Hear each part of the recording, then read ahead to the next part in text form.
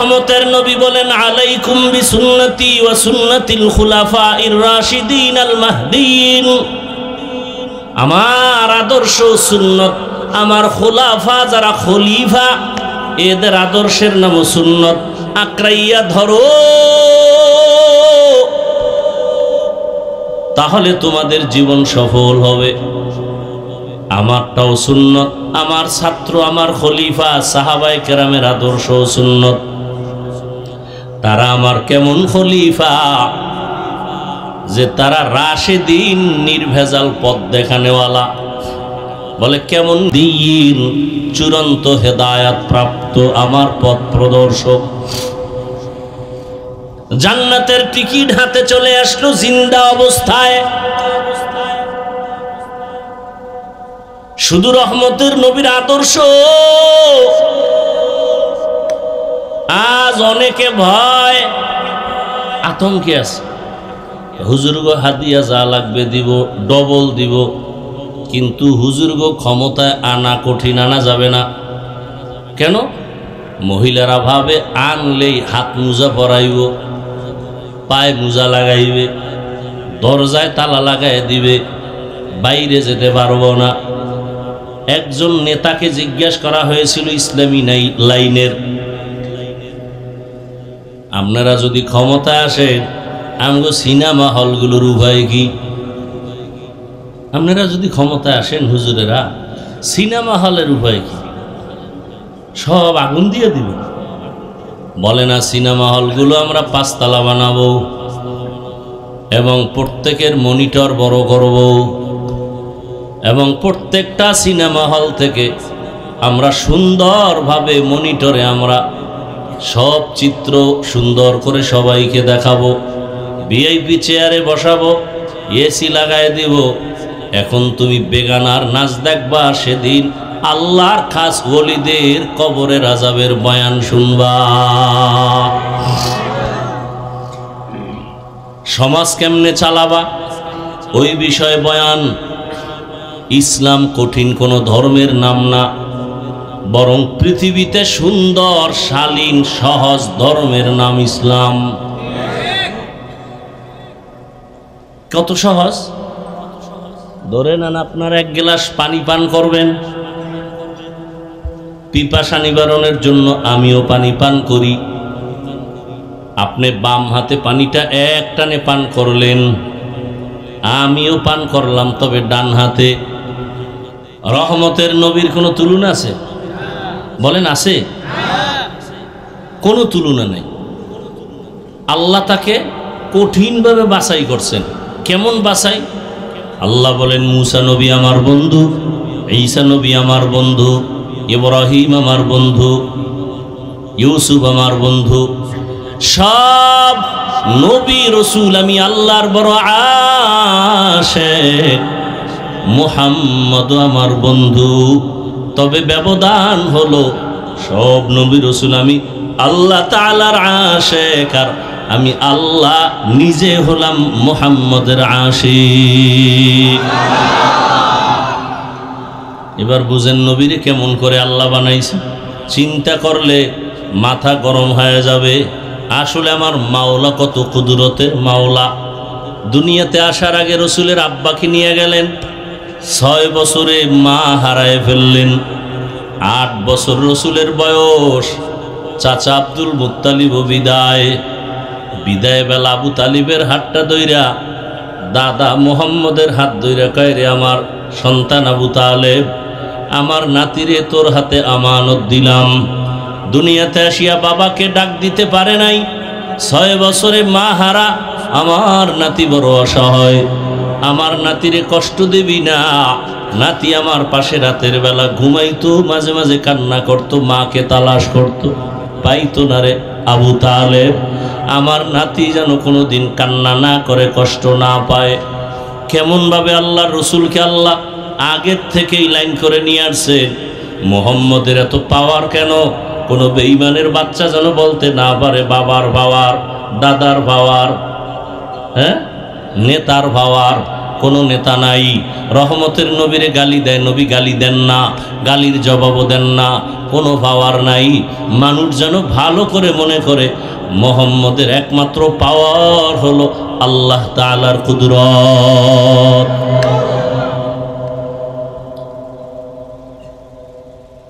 এরপরেও দুনিয়াতে কত কষ্ট।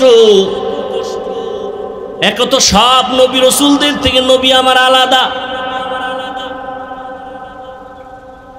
কেমন আলাদা? রহমতের নবী যেখানে কদম দেন সেখান থেকে দীর্ঘ বছর পর্যন্ত মিশকের ঘ্রাণ।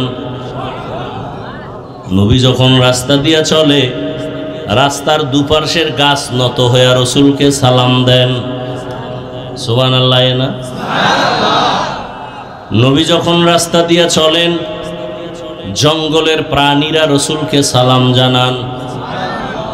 রহমতের নবী যখন রাস্তা দিয়া চলতেন, মেঘের খণ্ড ছায়া দেয়, সূর্যের গরম যেন রাসূলের কষ্ট না হয়। আম্মা জান আয়েশা রাদিয়াল্লাহু আনহা বলেন, নবীজির ঘাম পড়লে আমি এটাকে বোতলে আটকায় দিতাম, আর বড় বড় অনুষ্ঠানে আতর হিসাবে ব্যবহার করতাম। আমি উহুদের ঘটনা বলছি জীবনে বহুবার। বলতে গিয়ে বলতাম, উহুদের ময়দানে রাসূলের যখন দান শহীদ হয়ে গেল, বেঈমানরা ঘোষণা করলো মুহাম্মদ দুনিয়ায় নাই। কিন্তু শেষ পর্যায়ে হযরত আলী পাশে কয়েকজন সাহাবা নবীকে উঠাইলেন, কাঁধে ধইরা ভর করায় নবীকে পাহাড়ের পাশে নিলেন, উহুদ পাহাড়। ওই পাহাড়ের যেখানে রাসূল বসছেন আর একটু জায়গায় নবী শুইয়া শুইয়া একটু বিশ্রাম করেছেন। ওই জায়গা থেকে ১৫০০ বছর পর্যন্ত শুধু এখনো মিশকের ঘ্রাণ। এই বয়ান জীবনভর করছি, কিন্তু ওই জায়গাটায় যেতে পারি নাই। কয়েকদিন আগে বাইতুল্লাহ গেলাম, মদিনায় গেলাম, শুনলাম ওই জায়গা এখন আর ব্যারিকেড নাই, সরকার ছেড়ে দিছে। দৌড়াইয়া গেলাম, গিয়া যখন ওই পাথরের পার্শ্বে দাঁড়াইলাম, ভেতরে ঢুকার আগেই আল্লাহর কসম ঘেরান আসতেছে। সিনাটা দিয়ে একটু হালকাভাবে ঢুকা যায়, ঢুইকা ভাবলাম এত ঘ্রাণ, যেটা দুনিয়াতে কোনো ঘ্রাণের সাথে তুলনা নাই। ভাবলাম আবার ভালো করে তাকাইয়া, কোনো কেউ আবার আতর মেখে গেল নাকি রাতের আধারে। দেখলাম না, আল্লাহর কুদরত, এমন একজন রহমতের নবী আল্লাহ আমাদের দান করেছেন। ওই রহমতের নবী জীবনে কোনোদিন একটা মিথ্যা কথা বলেন নাই, চোখ দুইটা গরম করে কারো দিকে তাকান নাই। আরে রাসূল যদি গরম চোখে তাকায়, ও জায়গায় পুরিয়া ছাই হয়ে যাবে। রাসূলের চোখেই পাওয়ার। সেই রাসূল দোয়া যদি করতেন উহুদ পাহাড় স্বর্ণ হয়ে যাইত, কিন্তু পেটে পাথর বাঁধলেন। কেমন মায়ার নবী আমার! নবীর বয়স যখন 25, সব নবী রাসূল তথা সারা দুনিয়ার মানুষের মধ্যে আমার রাসূল আলাদা, শক্তি আলাদা, যৌবন আলাদা। আর সেই রাসূলের 25 বছরের যৌবন আরো কত কঠিন, কত শক্তি। ঠিক সেই সময় আল্লাহর আইন হয়ে গেল, দুইজন স্বামী বিদায় করার, একজন বিধবা নারী খাদিজা রাদিয়াল্লাহু আনহা, 40 বছর বয়স, একাধিক সন্তানের মা, 25 বছরের ভরা যৌবনওয়ালা নবী আমার জীবনে কোনোদিন বিবাহ করেন নাই। 40 বছরের বিধবা নারী, দুইজন স্বামী চলে গেল, একাধিক সন্তানের মাকে রহমতের নবী বিবাহের বন্ধনে নিয়েছেন। নবী খাদিজা রাদিয়াল্লাহু আনহার ঘর করলেন, এবং ওই ঘর থেকে রহমতের নবীর 4 কন্যা চলে আসলো। কয় কন্যা?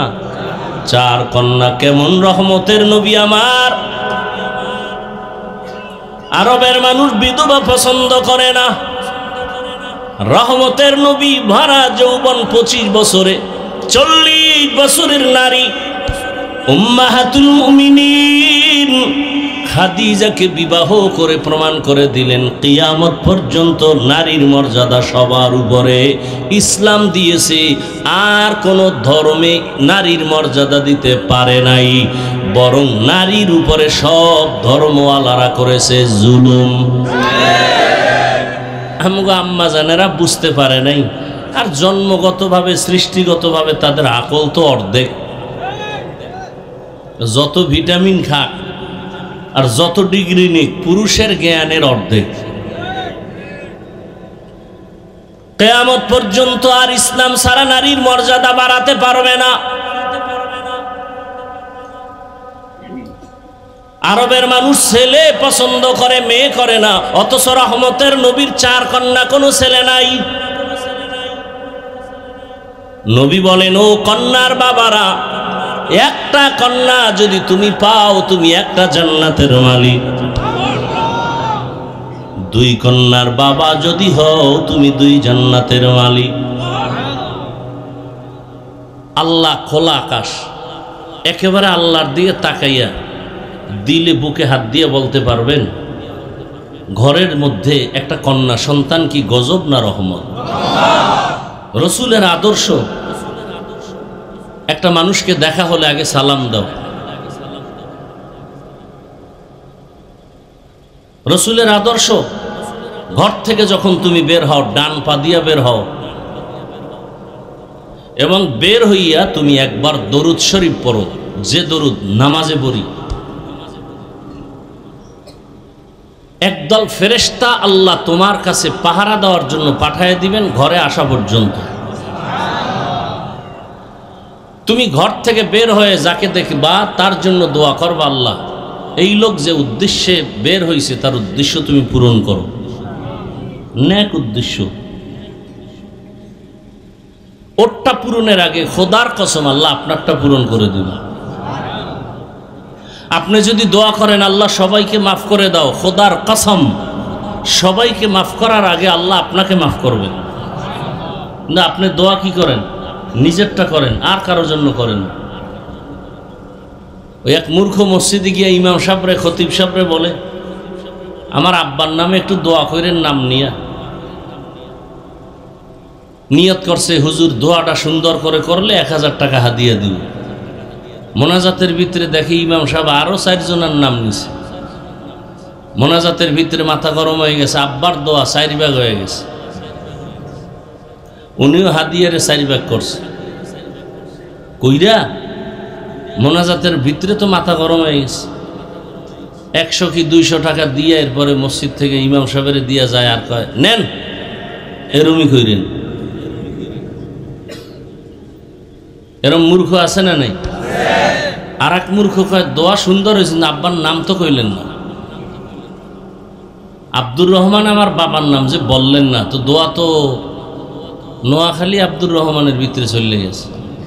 আল্লাহ তো চিনে না কোন আব্দুর রহমান। এরম মূর্খ আছে না নাই? ইসলাম যদি মানতো এই মূর্খতা থাকতো? এই মূর্খতা থাকতো না। বলে ইসলামে রাজনীতি নাই। রাজনীতি না করা এক জিনিস, নাই বলা আর এক জিনিস।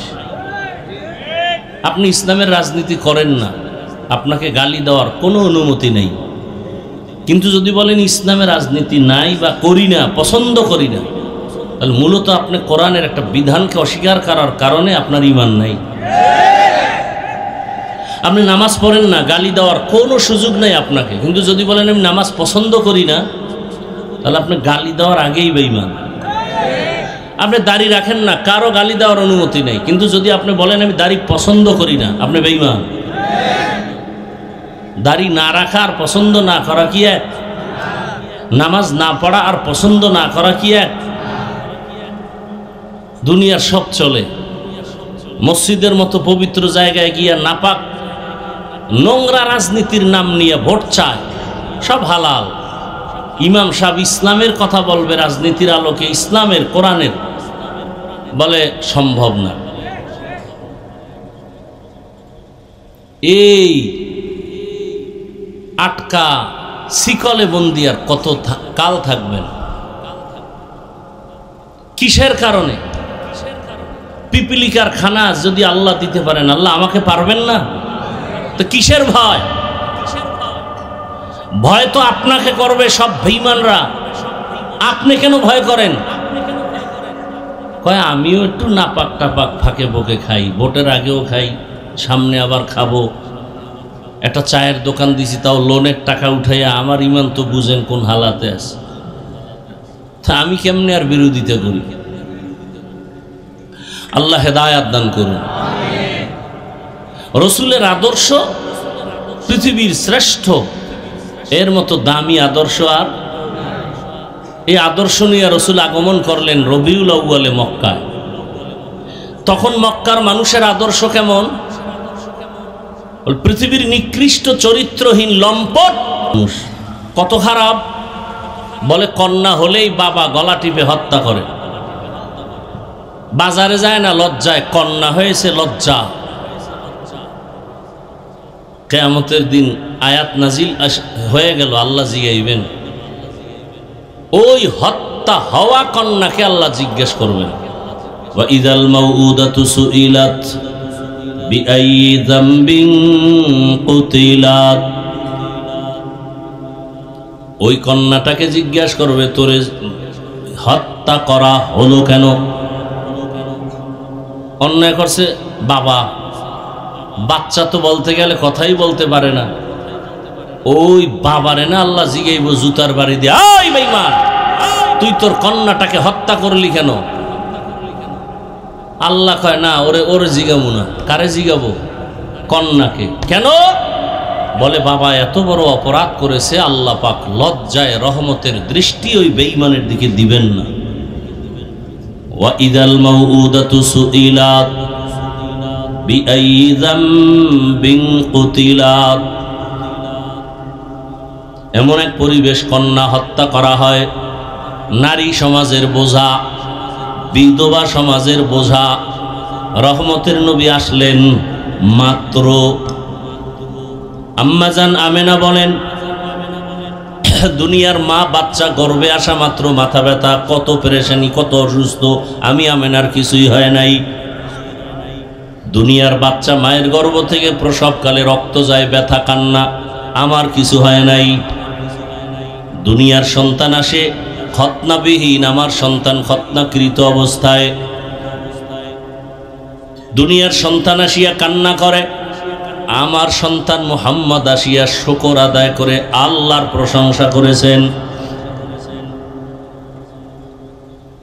রহমতের নবী আসা মাত্র ওই যে কন্যা সন্তান অনেক মায়ের গর্ভে আছে, আসলেই বাবা মেরে ফেলবে। এতদিন মারতো কেন? সমাজে কোনো ভালো মানুষ নাই, সব খারাপ। ঈসা নবী চলে গেছেন, রহমতের নবী আসবেন, মাঝখানে কোনো মুরব্বী নাই। যারা মুরব্বী মানে না বা নাই, এদের মুরব্বী অটো শয়তান, অটোমেটিক। কি আচ্ছা, যারা বলে আমরা মুরব্বী মানি না কেন? ব্যক্তি পূজা শিরিক, মাযহাব মানি না, এই মানি না, সেই মানি না। খোঁজ নিয়ে দেখেন, এদের মতো ব্যক্তির গোলাম আর কেউ নেই। এরা সব থেকে ব্যক্তির গোলামি বেশি করে। আর আমরা পীরের কাছে যাই, তাবলিগে যাই, আলেম ওলামাকে মানিয়া চলি, ইমাম খতিবদের মানি একমাত্র আল্লাহর কোরআন বুঝার জন্য, সুন্নত বুঝার জন্য, আমল চিনার জন্য। তাও কতক্ষণ? কোরআন হাদিস অনুযায়ী তারা আমাদের পথ দেখাবেন যতক্ষণ। আর ওই ব্যক্তির গোলাম যারা, এরা বলে জাহান্নামেও যদি যাওয়া লাগে আমার মুরব্বিরে ছাড়ব না, পীরেরে ছাড়ব না। তাহলে ওই মক্কায় কি নাই? গেছে, 1 মিনিটে ভুলে গেছে। এখন বয়ান না, দোয়া করে যাব। তারপর আপনারা কষ্ট করে আসেন, সেই জন্য যতটুকু পারি বলতেছি। উঠা বসা করেন না, নিজেও ক্ষতিগ্রস্ত হইয়েন না, অন্যের ক্ষতিও করিয়েন না। রহমতের নবী আসলেন, মুরব্বী আসছে না? আসছে না? এখন যদি সে আকাম কুকাম চলে তো রসুলের উপরেই বদনাম এসে যায়। দুনিয়ার কেউ যদি না জানে, আল্লাহ তো জানতেছেন। ভবিষ্যৎ মানুষ এটি হিসাব রাখবে। মোহাম্মদ এত দামি, দুনিয়াতে আসার পরে কেন আবার এই আকাম চলল?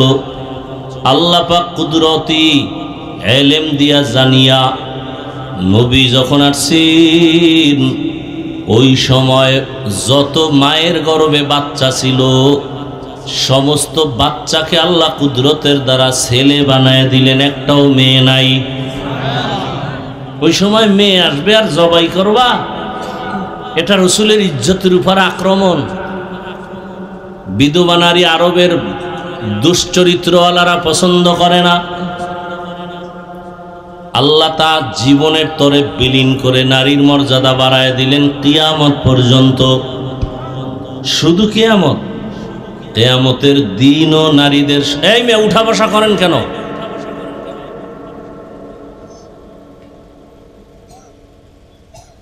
কিয়ামতের দিনও নারীদের মর্যাদা। যাদের দীর্ঘ টাইম বসার অভ্যাস নাই, পাশে দাঁড়ায় পিছন থেকে চলে যাইতেন, কে দেখতো আর কি ক্ষতি হইতো? ভেতরে ঢুকছেন কেন? আল্লাহ সবাইকে হেদায়েত দান করে। কিয়ামতের দিন ও নারীর মর্যাদা কেমন? 4 জন নারী। কয়জন? 4 জন নারী কিয়ামতের ময়দানে। জান্নাতের দরজা কয়টা? 4টে বলে। চিন্তা করছেন?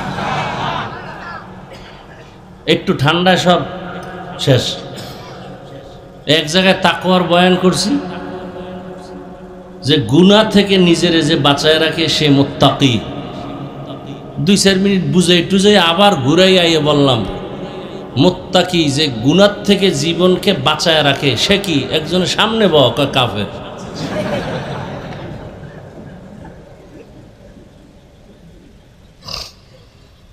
বেহুশ। আর এই মোবাইল নিলে আর এক গজব।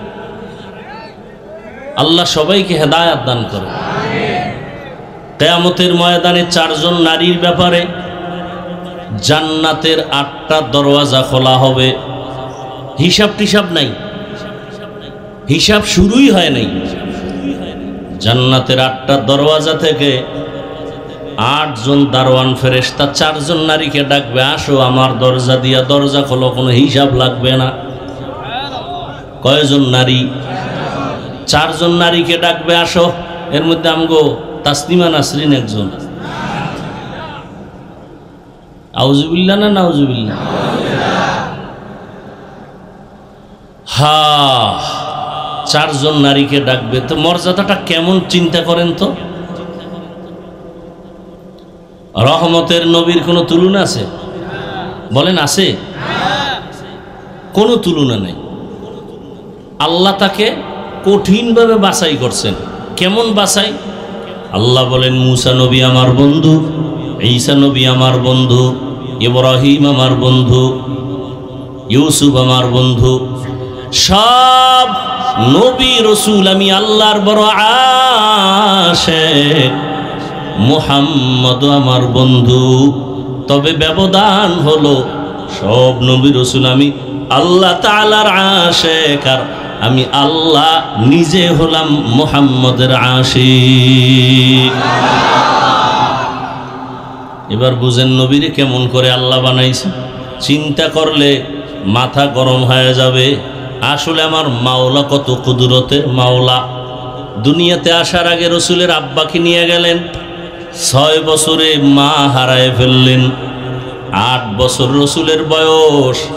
চাচা আব্দুল মুত্তালিব বিদায় বেলা আবু তালিবের হাতটা ধইরা দাদা মুহাম্মদের হাত ধইরা কয়, রে আমার সন্তান আবু তালেব, আমার নাতিরে তোর হাতে আমানত দিলাম।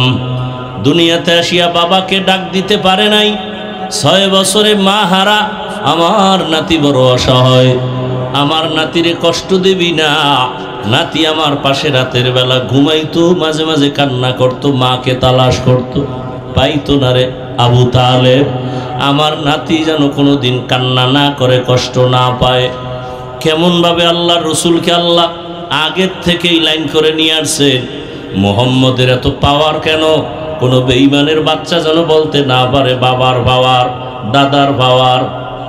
হ্যাঁ, নেতার ভাওয়ার কোনো নেতা নাই। রহমতের নবীরে গালি দেয়, নবী গালি দেন না, গালির জবাবও দেন না, কোনো পাওয়ার নাই। মানুষ যেন ভালো করে মনে করে মুহাম্মদের একমাত্র পাওয়ার হলো আল্লাহ তাআলার কুদরত।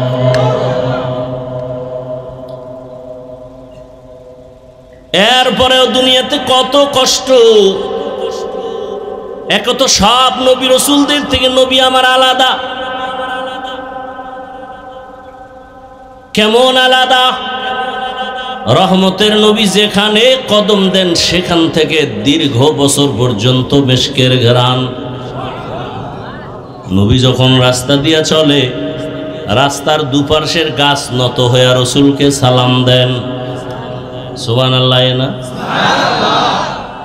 নবী যখন রাস্তা দিয়া চলেন, জঙ্গলের প্রাণীরা রাসূলকে সালাম জানান।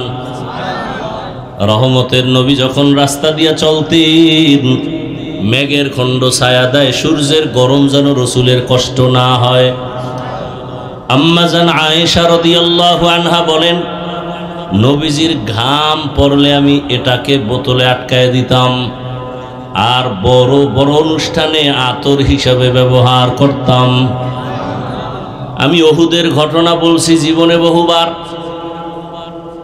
বলতে গিয়ে বলতাম, উহুদের ময়দানে রাসূলের যখন দান শহীদ হয়ে গেল,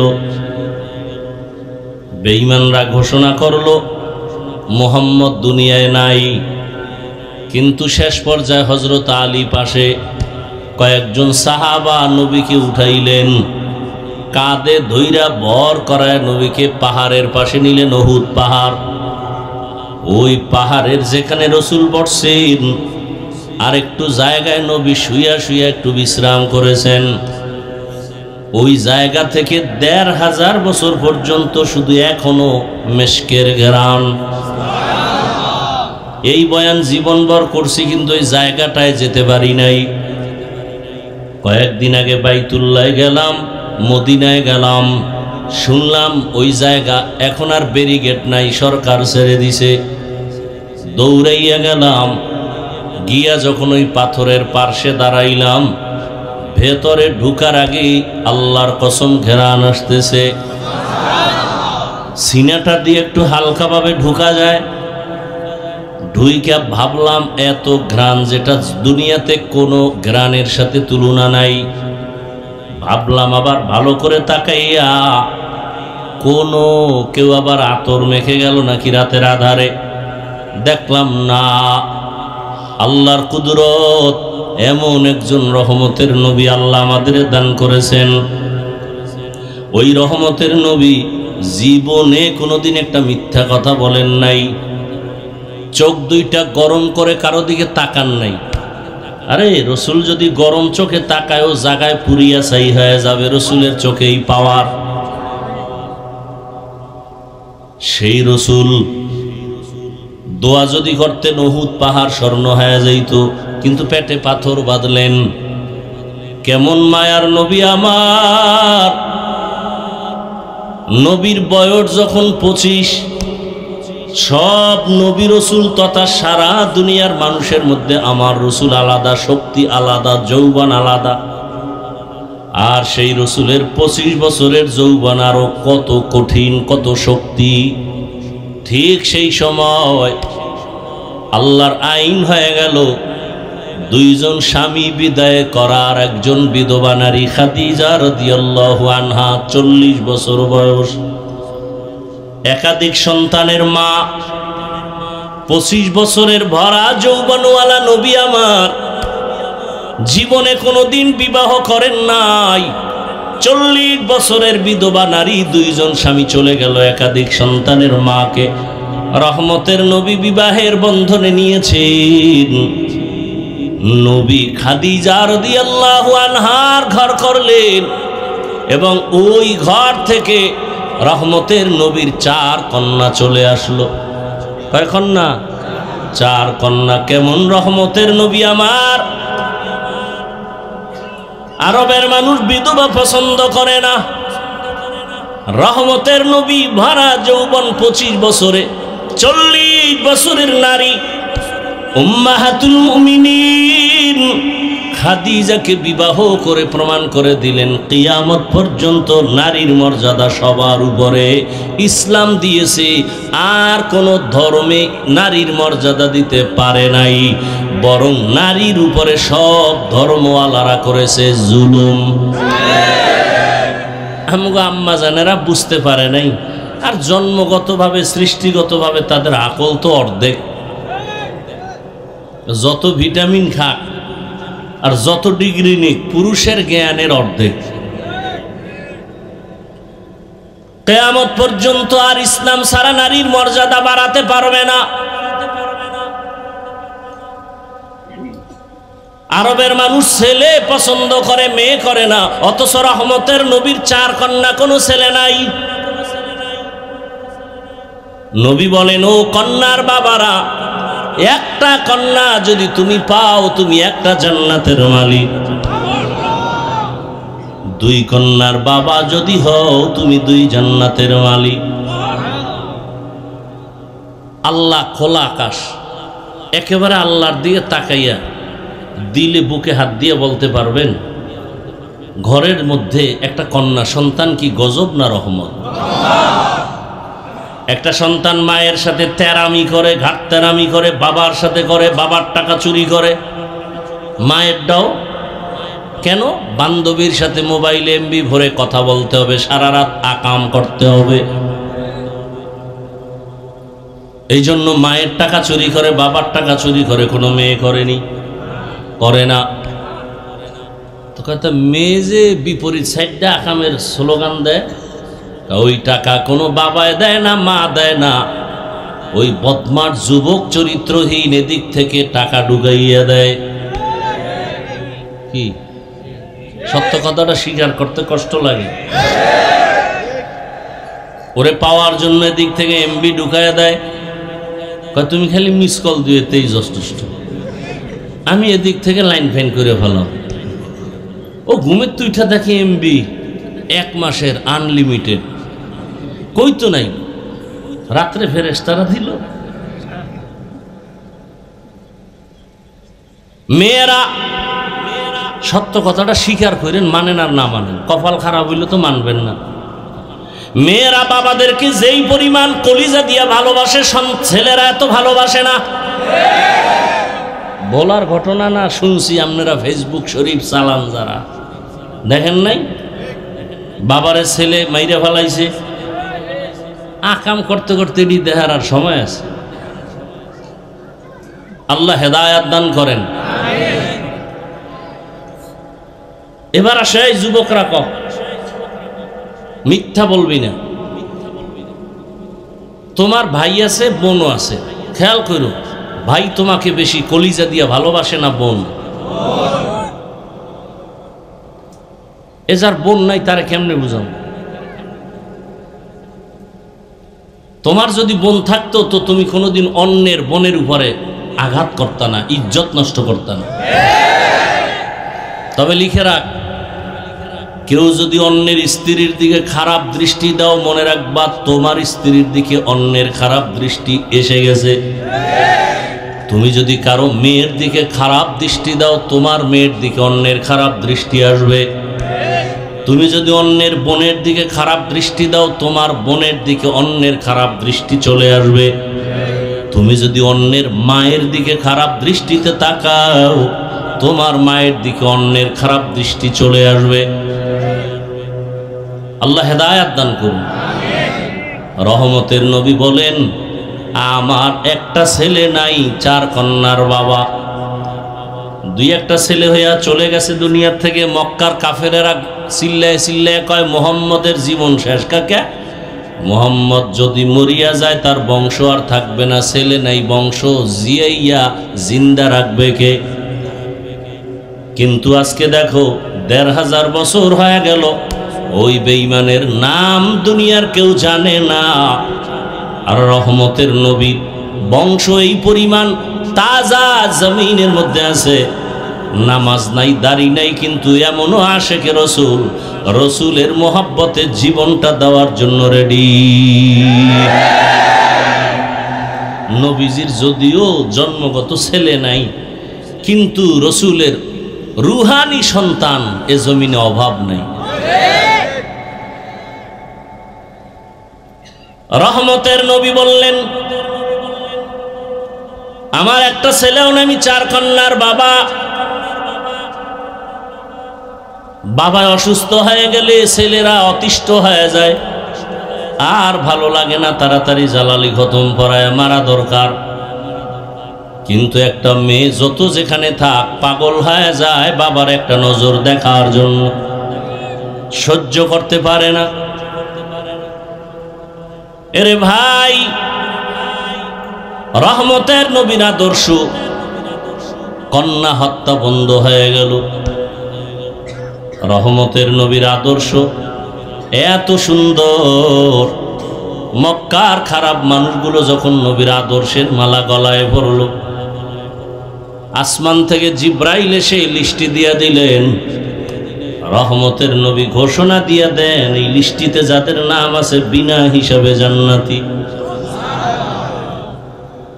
কয়জনার নাম?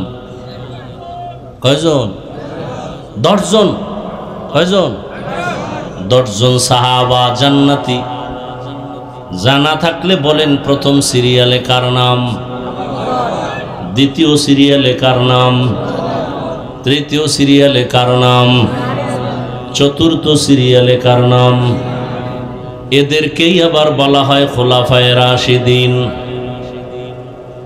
রহমতের নবী বলেন, আলাইকুম বিসুন্নতি ওয়া সুন্নাতিল খুলাফাইর রাশিদিন আল মাহদিয়িন। আমার আদর্শ সুন্নত, আমার খোলাফা যারা খলিফা এদের আদর্শের নাম সুন্নত। আঁকড়াইয়া ধরো,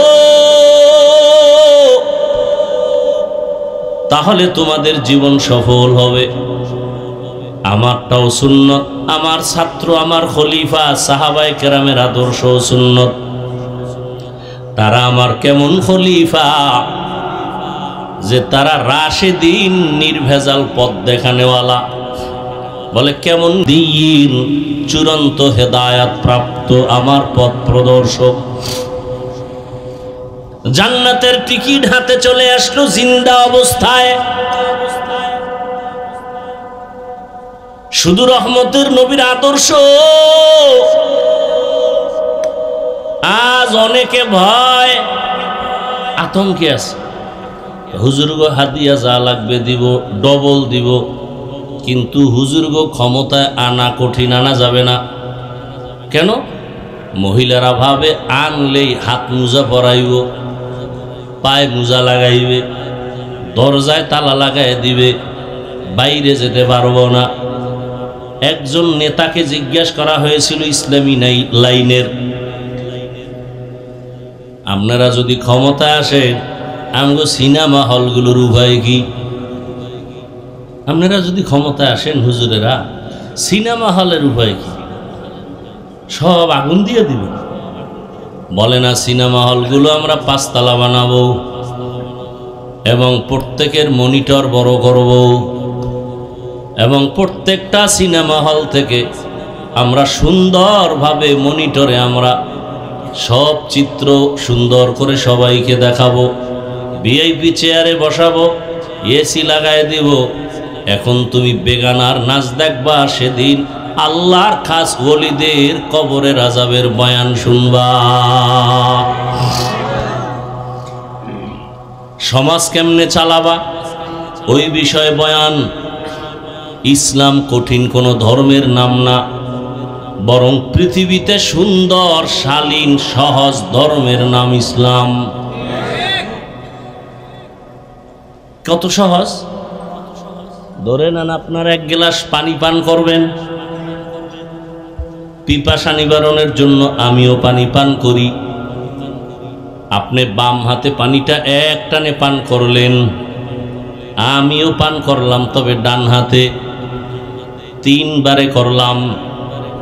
আপনারও পানি পান হয়ে গেল, আমারও হলো, তবে আমারটা মদিনার আদর্শে হলো। এটা কষ্ট? এটা কি কষ্ট? আপনারা মোনাজাত দিয়া যাবেন, জুতা পরবেন, আমিও জুতা পরব। আপনি জুতা পরবেন, ডান বামের হিসাব নাই, এমন দৌড় দিবেন, হয়তো কিছু দূর গিয়ে দেখবেন আর একজনের জুতা ভাই। এরকম হয়নি? ধরা খাইলে কয় টেস্ট করলাম, আর না খাইলে গেছি গা। আমিও জুতা পরব, তবে আমি রসুলের সুন্নত অনুযায়ী জুতা পরব। ডান জুতায় ডান পা আগে যাবে সুন্নত, এরপরে বাম জুতায় বাম পা ঢুকবে সুন্নত। এরপরে যখন আমি হাঁটা শুরু করব, ডান পা দিয়া প্রথম হাঁটা কদম দিব সুন্নত। এটা কষ্টের কি? এটা কি কষ্ট বলে? খানা খাইতে বসবেন, আমিও খানা খাই। নবীর সুন্নত হলো আপনি দুই হাতের কবজা পর্যন্ত ধুইয়া খাইতে বসেন, অন্য পাত্রে হাত ধুইবেন, খানার প্লেটে না। আপনার আর ধোয়া টোয়া লাগে নাই। এই প্যান্টের মধ্যে একটা মশা দিয়া বা টিস্যু আছে, এটা মশা দিয়া খাইতে বসছেন। খায় ডান হাত দিয়া আর বাম হাত দিয়ে লবণ লয়। ভদ্র কোন হাত দিয়া? বাম হাত দিয়া লয় কেন? এটা বাথরুমে ব্যবহার, এই জন্য একটু ফেলেবার আসে, তার থেকে আলাদা। হাসেন। ওই কুত্তাগুলো, মানুষরূপী জানোয়ারগুলো আমাদেরকে মানুষই মনে করে না। ওর দেখলে কলিজাটা আর লগে থাকে না। কিন্তু লিখে রাখো, ইমাম মাহাদি আসতেছেন। আমেরিকার খবর লও, সারা দুনিয়ার খবর লও, গুগলে, বাইরে যাওয়া লাগবে না, কোনো হুজুরের অজের দরকার নেই, গুগলে ঢুকো। কি পরিমাণ বিধর্মীরা মুসলমান হচ্ছে, কি পরিমাণ মাদ্রাসা মসজিদ হচ্ছে সারা দুনিয়ায়। মনে হয় জানো দেখছুনি দৌড় চলতেছে, দৌড়। জালেম আর পাওয়ারে বসতে পারে না, থাকতে পারে না। মনে হয় যেন ইসলামের পূর্বাভাস, ইমাম মাহাদি আসার পূর্বাভাস। একটা মানুষও ইসলামের বিপরীত লাইনে থাকবে না পুরো দুনিয়ার ভেতরে। ইমাম মাহাদি যখন আসবেন, একটা মানুষও, তখন তার কাছে ইসলাম বড় মজা লাগবে। এই যে আমি টুপি পরি, আপনি পরেন না কেন? মাথা গরম হয়ে যায়। মাথা গরম, আমার তো জীবন হইল না। অথচ আপনিও মুসলমান, আমিও মুসলমান। আপনার আল্লাহ আমার আল্লাহ এক না দুই? নবী, কাবা, ধর্ম, কালেমা, কোরআন, হাদিস, দুনিয়াতে আসার সিস্টেম, বিদায়বেলা কাফনের সিস্টেম। আপনারও 3 কাফন, আমি বক্তার সম্মান একটা বেশি হবে? হ্যাঁ, আমারও 3 কাফন, কালার আলাদা। কি সবার? গরিবেরটা একটু ডিসকালার, অন্য কালার হবে, নরমাল। আফসোস, কে ধনী, কে গরিব, কে আলেম, কে মূর্খ, সবার কাফনের কালার এক, সাইজও এক। কাফনের উপরে লেখা থাকবে এমপি সাহেবের লাশ, বড় হুজুরের লাশ। শেষ বাহাদুরি, কবরে যাওয়ার আগেই শেষ। কবরে যাওয়ার, কোটি টাকার মালিক দেখো, অভাব হয় না দূর, গরিব ঘুমায় আরাম করে মনটা বাহাদুর। ফেরাউনের লাশটা দেখো মিশর জাদু ঘরে, খায় না মাটি পোকা মাছি সবাই ঘৃণা করে। হৃদয়ে থাকিবে যার নম্রতা সদা, রহমত আসিবে সেথা প্রভুর ওয়াদা। বড়র বড়াই থাকলে দিলে রহমত আসবে না, নিজেকে নিজে ছোট মনে করিও সদা। উঁচু জমিন থেকে পানি নিচু জমিনে যায়, তেমনি খোদার রহমত আসে নম্রতার হৃদয়। ভোগবিলাসের বাড়ি গাড়ি পরে রবে সব, থাকতে সময় স্মরণ করো আল্লাহ আমার রব। কাফনের কালারও কি? কবরের সাইজ না এলাকায় বোধহয় 1 বিঘা বড়। টেলিফোনের ব্যবস্থা, কবরে রাখার পরে ফেরেশতারা প্রশ্ন করবে কয়টা? আমার প্রশ্ন একরকম, আপনাদেরটা আর একরকম না? এক রবের পরিচয় দাও, ধর্মের পরিচয় দাও, রহমাতুল লিল আলামিনের পরিচয় দাও। তাহলে কি পাইলাম? আপনার আমার আল্লাহ এক, নবী এক, কোরআন এক, কাবা এক, ধর্ম এক, কালেমা এক, দুনিয়াতে আসা এক, কাফন এক, কালার এক, কবর এক, প্রশ্ন এক। অথচ আমি টুপি খুলতে চাই না, আপনি দিতে চান না। আমি মসজিদে না ঢুকলে লজ্জা পাই, আর আপনি ঢুকতে গেলে লজ্জা পান। আমি পর্দা না করলে লজ্জা পাই, আর আপনি পর্দা করতে গেলে লজ্জা পান। আপনিও মুসলমান, আমিও মুসলমান, আপনিও কোরআন মানেন, আমিও মানি। অথচ আপনাকে টুপির জন্য কত লাইনে বয়ান দিতে হয়, দাড়ির জন্য কত বয়ান দেওয়া লাগে, এরপর আপনি রাখেন না, বরং আমগো উল্টা বয়ান করেন। দাড়ি না রাখলো আমগো দিল পরিষ্কার, নামাজ না পড়লো আমগো ইমান তাজা। বিষয়টা কি বুঝলাম না? আমরা কি ভুলে আছি নাকি আপনারা ভুলে আছেন তাও বুঝি না। তবে একটু চিন্তা করলে দেখেন তো, আমি যে এতক্ষণ বয়ান করছি একবারও কিন্তু বলি না এই এলাকার মানুষ আমার মতো টুপি লাগাও, তাবলিগে যাও, পীরের কাছে যাও, মাদ্রাসা যাও, কলেজ ছেড়ে দাও, বলছি? বরং আমি বলি ও যুবক বাবারা, বৃদ্ধ বাবাজিরা, মা বোনেরা, যারা স্কুলে পড়ো, কলেজে পড়ো, ছাড়িও না।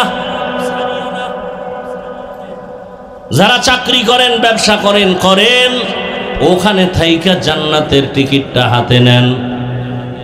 অশেষ ভালো করে খেয়াল করিও যুবক বাবারা, সত্য কথা বলো, তোমার মতো জেনারেল লাইনের যুবক জীবনে আলিফ বাতাও শিখে নাই, আউযুবিল্লাহও পারে না। এমন যুবক স্কুল কলেজে পড়িয়া 5 ওয়াক্ত নামাজি নাই।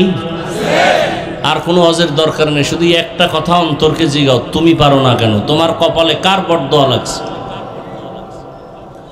তোমার মতো জেনারেল লাইনের যুবক বাংলা পড়ুয়া জীবনে মাদ্রাসায় যায় নাই, র্যাব আর্মি পুলিশের চাকরি করে, নামাজি, এমপি মন্ত্রী ডাক্তার প্রফেসর ইঞ্জিনিয়ার 5 ওয়াক্ত নামাজি আসেনি।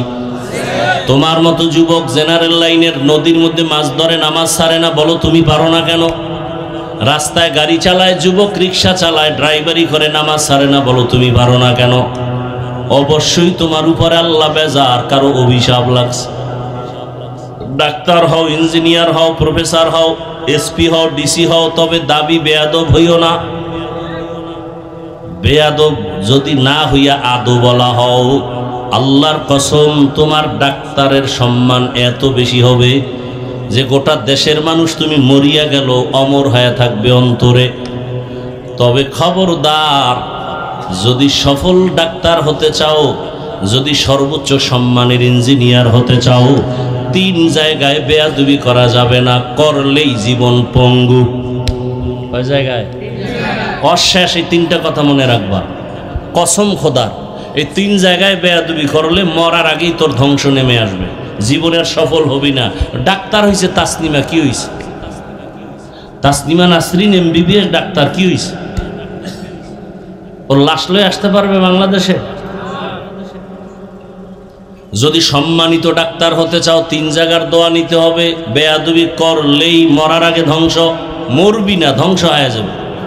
1 নাম্বার জায়গা পিতামাতার দোয়া, দ্বিতীয় হলো শিক্ষকের দোয়া, তৃতীয় হলো উলামায়ে কেরাম মুরব্বীদের দোয়া। এই 3 জায়গায় যদি তুমি মা বাবার বরদোয়া নাও, শিক্ষকের কষ্ট দিয়ে বরদোয়া নাও, আল্লাহর কসম ডাক্তার হতে পারবা, সম্মান হবে না। কত ডাক্তারই তো এই টঙ্গিতে আছে, MBBS ডাক্তার, চেম্বারওয়ালা 10 জন আছে। কথার কথা, সবার কাছে সমানভাবে রুগী যায়। অনেকে বয়ে বয়ে বিড়ি টানে, মশা মারে, রুগী নাই। আর একজন ডাক্তার MBBS, FCBS, FRCS সব ডিগ্রি রেডি, রাত্র 12টা পর্যন্ত রুগী দেখে, সিরিয়াল শেষ হয় না। সত্য কথাটা বুঝেও না।